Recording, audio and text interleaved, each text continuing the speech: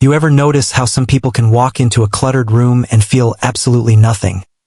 While you feel like the walls are closing in, like your chest gets tight, your thoughts speed up, and suddenly you need to fix it right now or you can't breathe. If that's you, this isn't about being controlling or obsessive. It's actually your nervous system trying to save you.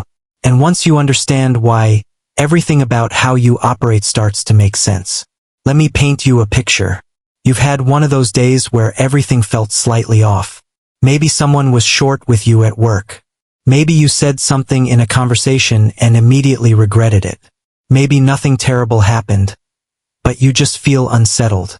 You come home, and the first thing you see is that pile of mail on the counter, the shoes by the door, the blanket half off the couch, and something inside you snaps. Not in anger, in urgency. You need to put it back. You need it neat. Right now. Most people would shrug that off. But for you, it's not optional. It's a pull. And here's the thing nobody tells you. That pull isn't about the mess. It's about what the mess represents. Your brain is wired to scan for threats. That's how humans survived for thousands of years. Danger, uncertainty, chaos.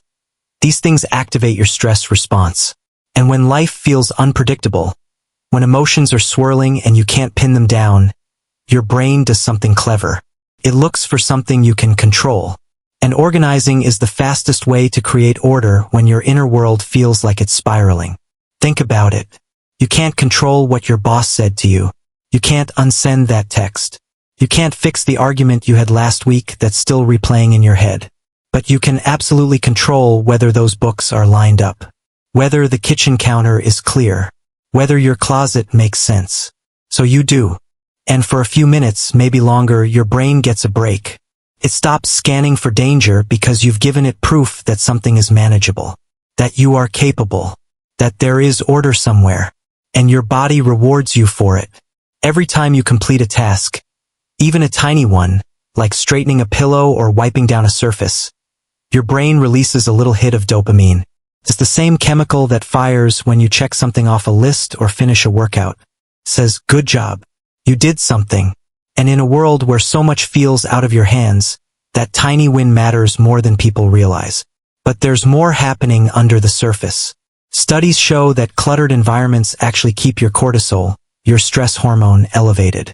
Your body stays in low-level alert mode, like background static you don't even notice until it's gone. But the moment you tidy up, that static drops.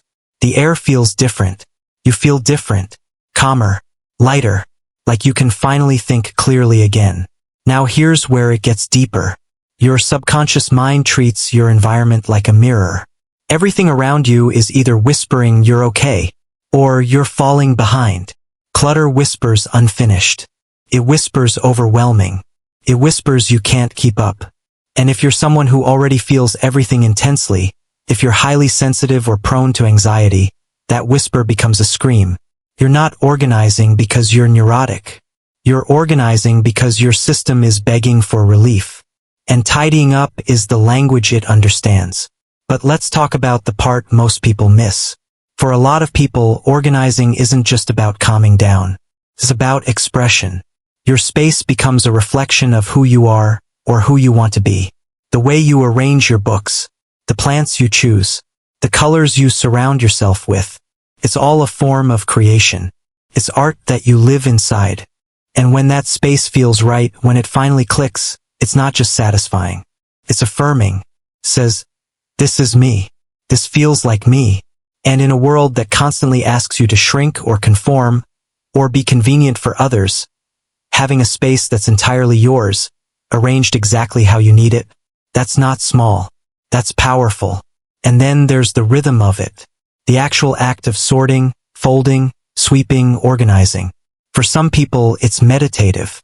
You don't have to sit cross-legged and focus on your breath to find peace. You can find it in the repetitive motion of putting things back where they belong. It grounds you, pulls you out of your head and into your hands. This presence without pressure. And if you've ever felt like your thoughts move too fast or your emotions are too loud, that kind of quiet focus is everything. But here's the part that might hit hardest. Organizing is often about letting go. Every item you release, The shirt you haven't worn in 2 years, the gift someone gave you that you never liked, the thing you're keeping out of guilt, is a tiny act of emotional release. You're not just clearing space. You're clearing weight. You're saying, I don't need to carry this anymore. And that's why decluttering can feel surprisingly emotional. You might not expect to feel anything about a box of old notebooks, but suddenly you're tearing up, because it's not about the notebooks. It's about the version of you that used them, the life you thought you'd have, the person you were trying to be. Letting go of objects is letting go of stories, and that takes more courage than people give you credit for. So when you organize, you're doing something profound. You're making choices. This matters. This stays. This can go. You're deciding what deserves space in your life and what doesn't. And every time you do that with a drawer or a closet, you're practicing doing it with your time, your energy, your relationships. You're training yourself to know what you value, to protect what matters, to release what doesn't serve you anymore. That's not trivial. That's transformation happening in real time. Your surroundings don't just affect your mood. They shape your identity. A tidy space whispers, you're capable. You have it together. You can handle this. A messy space whispers, you're overwhelmed. You're behind. You're not enough. And the truth is, neither of those whispers is the full story. But if you're going to live inside a story, you get to choose which one feels better, which one helps you breathe, which one makes you feel like yourself again. And here's what I need you to hear. If organizing makes you feel better, that's not superficial. It's not shallow or surface level or a distraction from real problems. It's self-care. It's your body and mind lining up and agreeing on something. It's you creating peace in the only way that feels possible in that moment. And that's valid. That's important. That matters. Some people will never understand why a clean room changes your entire day. And that's okay. They don't need to. But you do. You need to know that the relief you feel isn't in your head. It's real. It's biological. It's emotional. It's spiritual even. Because peace isn't something you stumble into. It's something you build. One small task at a time. One choice at a time. One cleared surface at a time.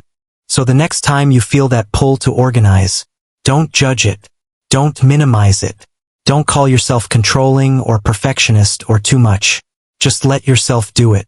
Let yourself create that order. Let yourself feel that relief. Because you're not fixing a room. You're giving yourself exactly what you need. Safety. Calm.